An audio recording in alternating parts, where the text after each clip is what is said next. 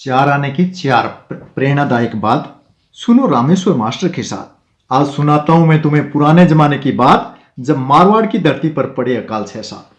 रामू नाम के किसान ने जाने की सोची गुजरात, खा कमा कर वापिस आएगा जब हो गया 6 बरसात। साधन कहाँ थे उस समय, पैदल होता आना जाना। रामू किसान चल पड़ा घाल जेब में चार आना। चलते चलते उसको दिखाई दिया एक साधु का धूना, दूर दूर तक सूखे दरखत पड़ा बियाबान सुना। किसान ने सोचा वहां जाकर किया जाए कुछ आराम, शिखर दोपहरी ढल जाएगी होगी फिर शाम। शिखर दोपहरी ढल जाएगी होगी फिर शाम। किसान ने कुटिया में जाकर बाबे को किया प्रणाम। बाबे ने सुगन विचार कहा, बेटे कल ही जाना अपने गांव। बाबे ने सुगन विचार कहा, बेटे कल ही जाना अपने गांव। बाबे ने किसान को कुटिया अपने में लिया थाम, पर सुनसान जगह पर नहीं आ रहा था नींद का नाम। किसान कहने लगा, बाबा कहो एक लंबी सी बात, बातों बात में कट जाए अपन दोनों की रात। बातों बातों में कट जाए अपन दोनों की रात। बाबा कहने लगा, बेटो बातों के लगते हैं दाम, तपते तपते जंगल में जल गया मेरा पूरा चाम। अगर तुम्हें बात है कहलवाना, तो एक बात का लगेगा एक आना। किसान कंजूस बहुत था पर बातों का शौकीन, एक आना बाबा को देने पर आने बचेंगे 3। किसान कहने लगा, बाबा कहो एक ऐसी कहानी, जैसी न किसी ने सुनी न किसी ने जानी। बाबे ने कहा, नमक पानी खाकर नहीं करना चाहिए हराम, यही होता है एक सज्जन व्यक्ति का धर्म, यही धर्म का काम, यही होता है एक सज्जन व्यक्ति का काम। किसान ने उंकारा भरकर कहा, फिर बाबा आगे। बाबा ने कहा, आगे गोरख जागे। बाबे ने कहा, लंबे तो जोड़ होते बात टपे डाई, सार समझो बच्चे मैंने की पंजे की पढ़ाई। यह बात छोटी पर जीवन में आजमा लेना, अगर गलत निकले बच्चे तो मुझे चौराहे पर गाड़ देना। किसान को बाबे की बातों में आने लगा रस, उसने पैसों की पोटली खोली जो बांध कर रखी थी कस। एक आना पकड़ो बाबा, कहो एक बात दूसरी, ध्यान रहे बाबा लंबी हो रात तो कटे सुसरी। बात माननी चाहिए जब कहे आदमी 5, घाटा नफा मत सोचो नहीं आएगी आंच। किसान ने कहा, बाबा आपकी बात बहुत छोटी, मैं रकम दे रहा हूं आपको बदले बहुत मोटी। चलो बाबा कह दो तीसरी बात और, कट जाए रात डली हो जाए भोर। बच्चा राज की बातां लुगाइया ने मत बताओ आप, लुगाई पेट में नहीं छुपा सकती यह कुंती का श्राप। एक आना और रहा है चौथी बात और कहलाऊंगा, पैसे पास में नहीं होंगे तो चैन से सो पाऊंगा।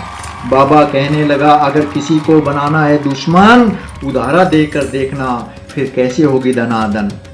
4 आने की 4 बात सुनकर किसान पहुंचा गुजरात। एक सेठ जी को कहने लगा, मुझे चाहिए बासा रात बासे के लिए सेठ जी तो बिल्कुल गए नाट। मुनीब ने कहा, सेठ जी आपके पिताजी वाली दे देंगे रजाई और खाट।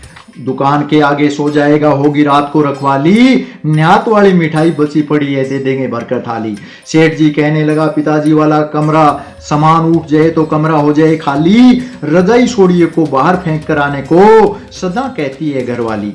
वह किसान सो गया दुकान के आगे बनकर चौकीदार, रात को पासा फोड़ते फोड़ते उसको रजाई में चीज लगी एक नोकदार। सरका कर वह रजाई से बाहर निकालने लगा बीरा, बाहर निकलने पर चक्कर खा गया, रजाई में था एक अनमोल हीरा। हुआ यूं, सेठ जी के पिताजी अंत समय में नहीं बता पाया कि उसने गाड़ी कमाई सोड़ में छुपाया। एक बार तो किसान लालच में आया, फिर याद आई बाबा की बात, नमक पानी खाया है देखते हैं क्या है उसमें करामात। सुबह होने पर उसने हीरा सेठ जी को थमाया, सेठ जी ने ईमानदार मानकर उसको अपना नौकर बनाया। लिखाई पढ़ाई आती नहीं आते, चलाने लगा झालर पंखा हाथ, पर व्यवहार उसका देखने लायक था ग्राहकों के साथ। दिन दुगनी रात चुगनी चलने लगी दुकान, भगवान ऐसे हुआ उस पर बड़ा मेहरबान।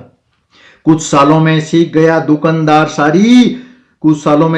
दुकानदारी सारी, सेठ जी ने दुकान खुलवा दी उसको एक न्यारी। वह दुकान तो पहले वाली से भी पड़ गई भारी, कहां से कहां पहुंच गया है प्रभु गजब लीला तुम्हारी। एक मुसलमान ने अपने बेटे से कहा, अंत समय में वह नौकर खोदे मेरी कब्र, मुझे स्वर्ग मिलेगा और होगी मुझे पूरी सब्र। आखिर वह मियाँ एक दिन पाया वफात, एक एक करके बेटों ने नौकर से की अपने पापा की बात।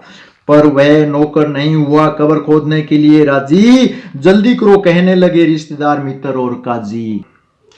आखिर बेटों ने सभी को बताई अंत समय की ख्वाहिश, सभी ने साथ मिलकर नौकर से की समझाइश। खोदूंगा कब्र में चाहे सेठ जी की डांट पड़े मुझे खानी, बाबा की बात परखने उसने पांचों की बात उसने मानी। खोदने लगा वह नौकर कब्र के लिए ताल, अल्लाह की मेहरबानी से उसके पसीने की बनने लगी लाल।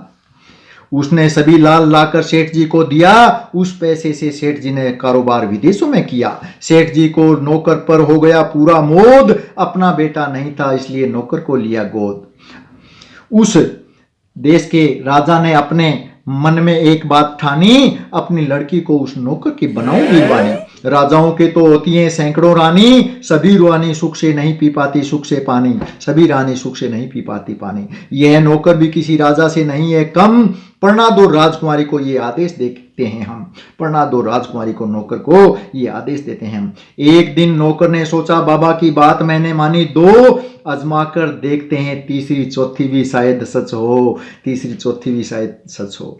उसने अपने दो जानकारों को 10-10 हजार रुपए दे डाले, बाबा की बात परखते हैं ये दुश्मन कैसे होंगे साले, बाबा की बात परखते हैं ये दुश्मन कैसे होंगे साले। औरतों को नहीं बताना दिल का राज, उसकी भी परीक्षा करते हैं आज। यह पुरानी बातें हैं, बदल गया आज का जमाना, कोई कविता शेयर कर देगा तो रामेश्वर को शायद ही नसीब होगा आज का खाना।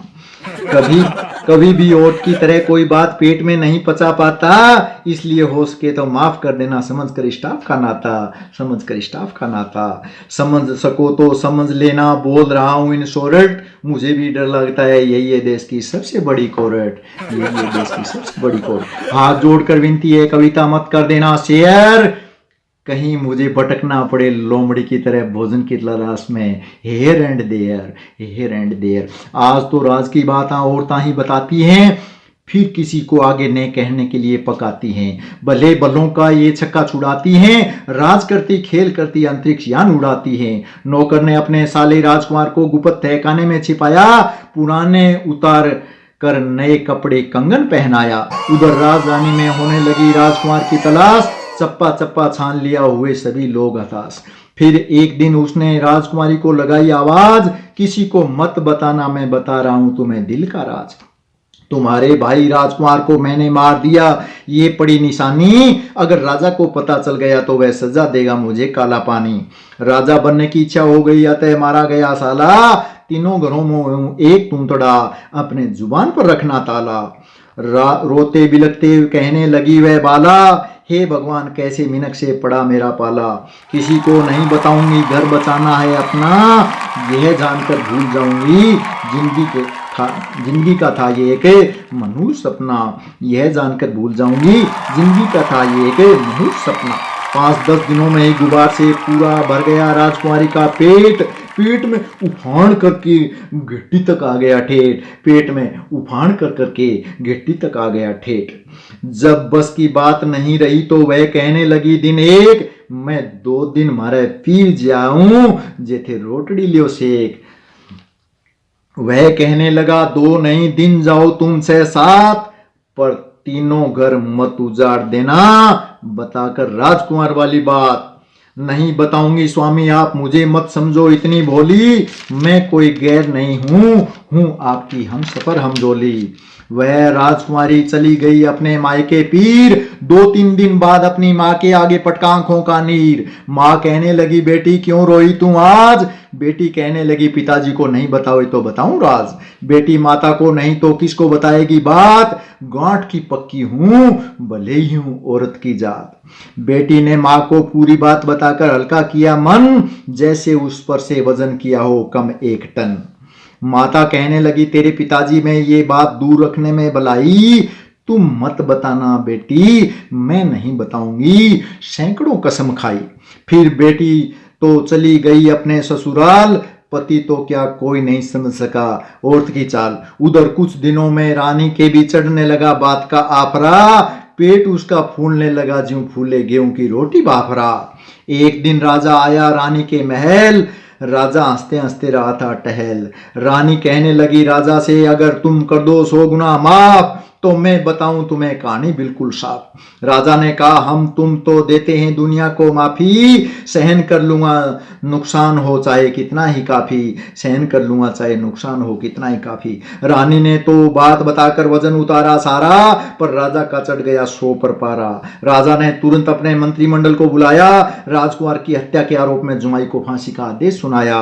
राजकुमार की हत्या के आरोप में जुआई को फांसी का आदेश सुनाया। 2 चश्मदीद गवाहों के बयान भी करवाया। दोनों वही थे जिन्होंने 10-10 हजार रुपए खाया, दोनों वही थे जिन्होंने 10-10 हजार रुपए खाया। सिपाही लाए जुआई को हथकड़ी लगाकर, जुआई भी साले को लाया साथ चढ़ाकर। राजा यह सब कुछ देखकर था हैरान, राजकुमार की झूठी बात कैसे आई उसके कान, राजकुमार की झूठी बात कैसे आई उसके कान। जुआई राजा उनके सामने हाथ जोड़कर कहने लगा, हे सरकार, बाबा की बात परख कर रहा था, क्या बात पेट में पचा पाती है नार, क्या बात पेट में पचा पाती है नार। मैं Rameshwar, GPS Mehliya, Rameshwar Jat, mobile number 94 611 66 308।